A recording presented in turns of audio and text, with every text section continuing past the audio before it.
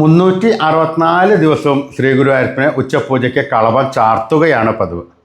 കൊല്ലത്തിൽ ഒരേ ഒരു ദിവസം, ഈ കളഭാട്ട ദിവസം എന്ന് വെച്ചാൽ മണ്ഡലക്കാലം സമാപന ദിവസം, വൃശ്ചികം 41 ദിവസം, വൃശ്ചികം 1 മുതൽ 41 ദിവസം, അന്നാണ് ശ്രീ ഗുരുവായൂരപ്പന് ഈ കളഭാഭിഷേകം നടത്തുള്ളൂ. എല്ലാവരും ഓർമ്മിക്കുക, വർഷത്തിൽ ഒരേ ഒരു ദിവസം മാത്രമേ കളഭാഭിഷേകം ഉണ്ടായിരിക്കുകയുള്ളൂ.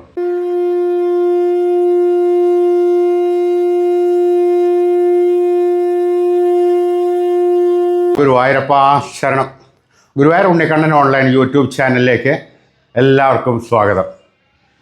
ഭൂലോക വൈകുണ്ഠമാകുന്ന ഈ ഗുരുവായൂരിൽ മണ്ഡലക്കാലം അതിവിശേഷമാണ്.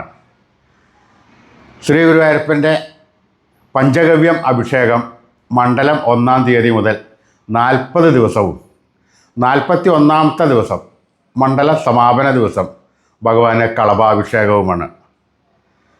ഈ പഞ്ചഗവ്യം പശുവിൻ്റെ ചാണകം, മൂത്രം, പാല്, തൈര്, നെയ്യ് എന്നിവ ഒരു പ്രത്യേക അനുപാതത്തിൽ കൂട്ടി ശ്രീ ഗുരുവായൂരപ്പന് മന്ത്രപൂരിതമാക്കി അഭിഷേകം ചെയ്യുന്നു. 41-ാമത്തെ ദിവസം കളഭാഭിഷേകമാണ്. അതായത് നാളെ ശ്രീ ഗുരുവായൂരപ്പന് കളഭാഭിഷേകം നടക്കുകയാണ്.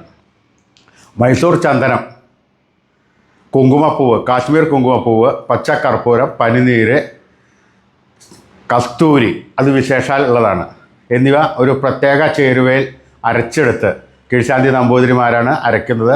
ആ സമയത്ത് അവർ മന്ത്രം ജപിച്ചുകൊണ്ടാണ് അരയ്ക്കുന്നത്.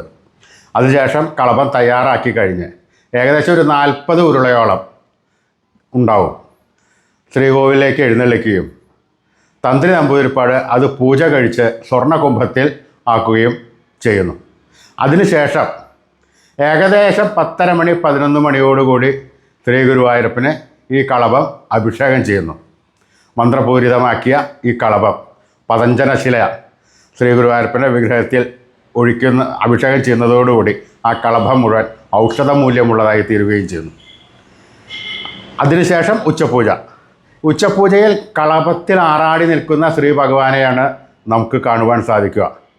ഈ കളഭത്തിൽ ആറാടിയ ഭഗവാനെ അന്ന് മുഴുവൻ നമുക്ക് ദർശനം നടത്താവുന്നതാണ്. അതിനുശേഷം പിറ്റേ ദിവസം രാവിലെ 3 മണിക്ക് നിർമ്മാല്യം വാരുന്ന സമയത്താണ് ഈ കളഭം മാറ്റുന്നത്. അപ്പോൾ ഒരു 10-12 മണിക്കൂറോളം നമുക്ക് ശ്രീ ഗുരുവായൂരപ്പനെ കളഭാഭിഷേകത്തിൽ ആറാടി നിൽക്കുന്ന ഭഗവാനെ നമുക്ക് കാണാം.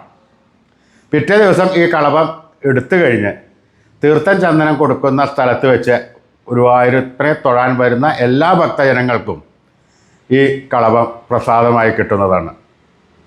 എല്ലാവരും ഭഗവാനെ വന്ന് ദർശിക്കുക, പിറ്റേ ദിവസം വന്ന് ദർശിച്ച് ഈ കളഭ പ്രസാദം സ്വീകരിക്കുക. അത്രയും ഔഷധ മൂല്യമുള്ള മന്ത്രപൂരിതമാക്കിയ ഒരു കളഭമാണ്. അതുകൊണ്ട് എല്ലാവരും ശ്രദ്ധിക്കുക. ഈ കളഭാട്ട ദിവസം രാവിലെ എന്നും പതിവുമാരിയുള്ള ചടങ്ങുകളോടുകൂടി നടന്നു കഴിഞ്ഞ് ഉച്ചയ്ക്ക് 3:30 മണിക്ക് ശിവേലിക്ക് ഗംഭീര കാഴ്ച ശിവേലി ഉണ്ടാകുന്നതാണ്. ഈ കാഴ്ച ശിവേലിക്ക് കേരളത്തിലെ ഒരുവിധം അറിയപ്പെടുന്ന മേള വിദഗ്ധന്മാരെല്ലാവരും പങ്കെടുക്കുന്നു. രാത്രിയും ഈ ചുറ്റുവിളക്ക് സമയത്ത് ഈ മേളപ്രദക്ഷിണം, ഇടയ്ക്കവാദ്യം എല്ലാം ഉണ്ടാകും. ചുറ്റുവിളക്ക് സമയത്ത് വന്ന് ദർശനം നടത്തുന്നത് ഉത്തമമാണ്. അന്നദാനം ഹാളിലാണെങ്കിൽ വിശേഷാൽ വിഭവങ്ങളോടുകൂടിയ പ്രസാദ കൂട്ടാണ് അന്നത്തെ ദിവസം കൊടുക്കുന്നത്. അപ്പോൾ എല്ലാ ദിവസവും ഭഗവാനെ വന്ന് ദർശിക്കുകയും ഈ കളഭാഭിഷേകം ദർശനം നടത്തുകയും ശ്രീ ഗുരുവായൂരപ്പൻ്റെ അനുഗ്രഹം നേടുകയും എല്ലാ ഭക്തന്മാരും ശ്രമിക്കുക. ഹരേ ഗുരുവായൂരപ്പ ശരണം നാരായണ.